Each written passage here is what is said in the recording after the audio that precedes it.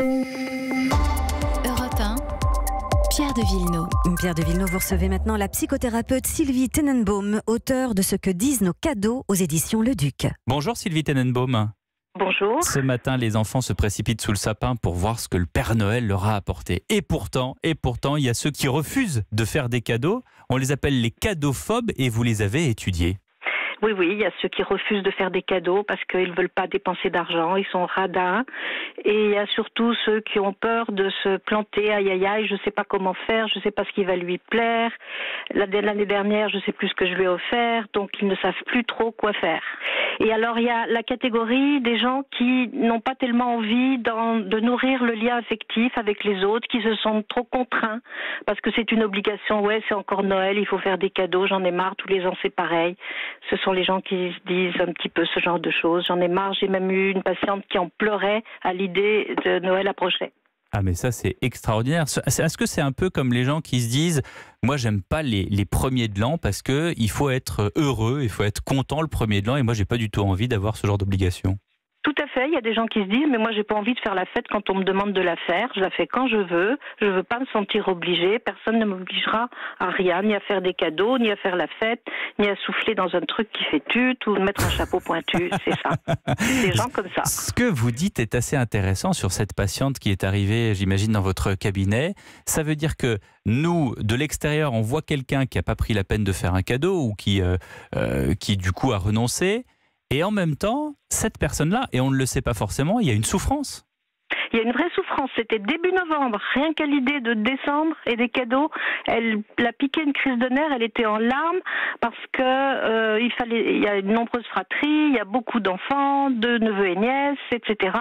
Et donc, elle était un peu fauchée à cette époque et elle se sentait obligée d'offrir quelque chose à tout le monde. Elle voulait que ce soit joli, elle voulait que ce soit original et elle se prenait la tête et elle disait « Je ne m'en sortirai jamais ». Voilà. Qu'est-ce que vous faites avec des cas pareils? Parce que c'est délicat.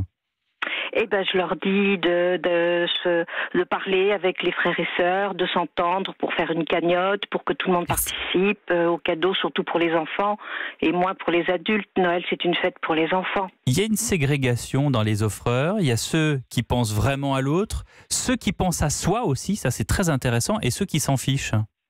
Oui, il y a les gens qui aiment bien se faire plaisir. J'ai entendu il n'y a pas très longtemps un patient me dire « Oh là là, j'ai adoré ce DVD, je l'ai offert à tout le monde ». Sans se demander si ça plairait à tout le monde, par exemple. L'intention est bonne. Donc il y a les gens qui se font plaisir, qui vont offrir quelque chose qui leur plaît, un DVD, un bijou, n'importe quoi. Et puis il y a les gens qui vont avoir vraiment envie de faire plaisir aux autres. Moi je me souviens d'une patiente, toute l'année elle avait un petit carnet sur elle et elle notait ce que disaient ses amis.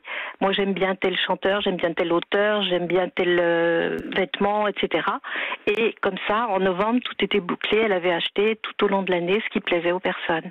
Est-ce que dans ceux qui pensent à soi, il y a aussi ceux qui veulent en mettre plein la vue? Oui, alors ceux qui veulent mettre plein la vue, c'est très gênant pour ceux qui reçoivent, parce que comme dans un cadeau, il y a quand même 3 parties, offrir, recevoir et rendre.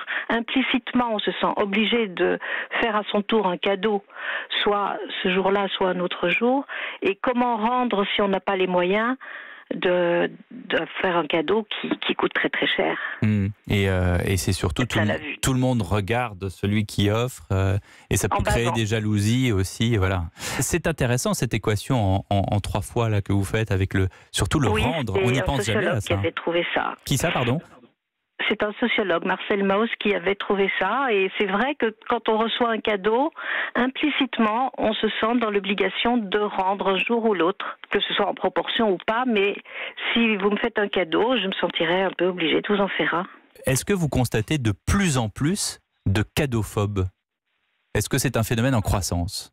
Non, j'ai pas remarqué ça. Au contraire, la majorité des gens, ils sont contents que Noël arrive, qu'ils préparent les cadeaux, ils font des beaux paquets parce que c'est important. Non, j'ai pas remarqué ça. Je dis pas que ça n'existe pas, mais moi, je l'ai pas remarqué. Et vous, Sylvie Tenenbaum, vous avez fait des cadeaux en ce 25 décembre? J'adore, j'ai passé l'après-midi à faire des paquets super, magnifiques. L'après-midi d'hier, l'après-midi du 24, c'est ça? Oui, l'après-midi d'hier, bien sûr.